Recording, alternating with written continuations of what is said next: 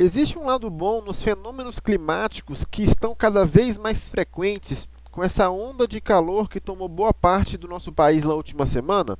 Provavelmente não, mas falando de forma prática, é natural dizer que determinadas empresas podem ser beneficiadas por esses arranjos do clima e que você pode sim ganhar dinheiro com isso. Esse é o caso de uma ação do setor elétrico que pode voltar a alcançar suas máximas em caso de uma maior demanda de energia ligada ao aumento das temperaturas. Trata-se de um papel que é uma ótima opção para o investidor focado no longo prazo, já que essa empresa tem uma grande chance de se tornar uma grande pagadora de proventos na bolsa nos próximos anos. Mas antes de estar continuando o conteúdo, peço para vocês estarem deixando o like aí, que ajuda muito o nosso canal. Se inscreva nele também e ative as notificações. Vamos lá? Sem muita delonga, eu estou falando aqui a respeito da Eneva, mas antes de mais nada, é preciso que você, investidor, esteja atento a um breve histórico de comportamento das ações do setor de energia nos últimos anos. Isso pode ajudá-lo a entender a razão por trás de alguns preços e resultados vistos no mercado atualmente. E são basicamente três fatores que contam essa história. Em primeiro lugar, a economia ainda fraca durante os anos de pandemia fizeram a demanda por energia diminuir no país. Combinado a isso, uma grande leva de novos ativos de geração solar e eólica também ajudou a gerar uma sobreoferta de energia no Brasil. E baixa demanda junto com a alta oferta é a receita perfeita para a baixa nos resultados e nos preços das ações.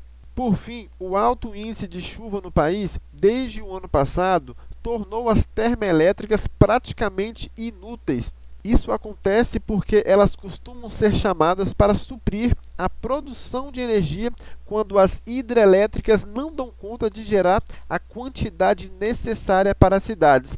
Esse processo são chamados aqui de despachos. Normalmente, esse baixo índice de despachos já não poderia ser considerado definitivo para os próximos anos, pois é impossível prever o comportamento do clima e como isso irá influenciar a demanda de energia no país. Mas foi assim que boa parte do mercado se comportou com relação à ação da Eneva em específico, projetando esse pessimismo nos últimos meses para os próximos anos da Eneva. A gente observa neste gráfico aqui que a ação ela chegou a tocar aqui em R$19 e veio recuando aqui até estar tocando aqui aos preços de R$10. Em março deste ano, por exemplo, o papel da Eneva chegou a tocar aqui próximo à casa dos R$10,13, logo após a divulgação dos resultados do quarto trimestre do ano passado. Mas boa parte desse pessimismo com os despachos também já está incorporado nos preços e não deveria afetar muito o humor se as coisas continuarem como estão. Por isso, é mais provável que haja um movimento de alta das ações em caso de melhora nas expectativas dos despachos do que de baixa, porque nos preços atuais há espaço para surpresas positivas e pouco espaço para surpresas negativas, já que já está embutido no preço esse desconto pelas surpresas negativas. E a onda de calor que tomou conta do nosso país fez crescer o uso de equipamentos de ventilação, como o ar-condicionado. A gente vê que no primeiro semestre deste ano teve uma alta aqui de 25% e agora no segundo semestre uma alta de 38%. E com isso a demanda por energia sofreu uma forte alta de quase 40% e as termoelétricas da Eneva foram novamente colocadas para trabalhar.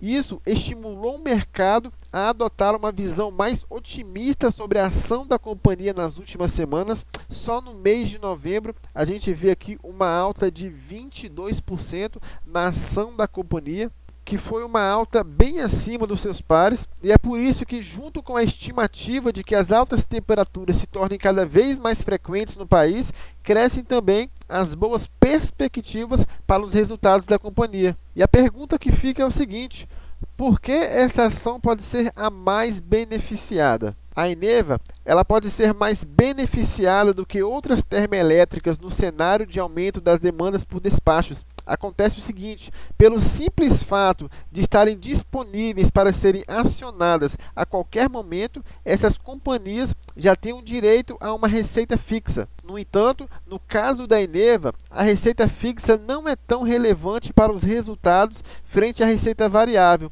Isso porque a companhia produz o próprio combustível, que é utilizado ao gerar energia pelas termoelétricas, o que torna essa geração muito mais barata, aumentando consideravelmente as margens da sua receita. É por isso que, por mais que a receita fixa seja importante, a grande geração de valor para o modelo de negócios da Eneva está em sua receita variável, muito mais do que em outras empresas do setor. Nesse cenário, acaba sendo muito bom para a Eneva se continuarmos tendo uma demanda forte de energia. Por um lado, sofremos com calor, mas por outro lado, a companhia consegue aproveitar esse momento até melhor do que outras do setor.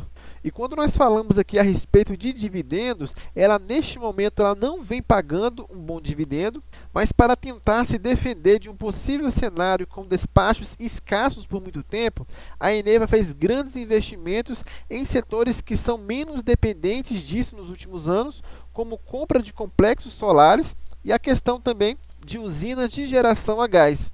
Isso foi muito importante para os resultados do terceiro trimestre, que foram bons e sólidos devido a essa diversificação, só que essa estratégia teve um reflexo no endividamento da empresa. A gente vê que ela tem uma dívida líquida sobre o EBITDA aqui acima de 4 vezes, ou seja, é uma empresa que está um pouco endividada, chegando aqui a uma dívida líquida acima do seu patrimônio em 24%. Então, nós observamos que foi uma empresa que tomou dívida para estar expandindo e diversificando a sua matriz energética, mas agora a companhia vive um momento de desalavancagem, usando a geração de caixa para pagar essa dívida. Por isso, a Eneva ela não vem distribuindo pagamentos aos seus acionistas atualmente.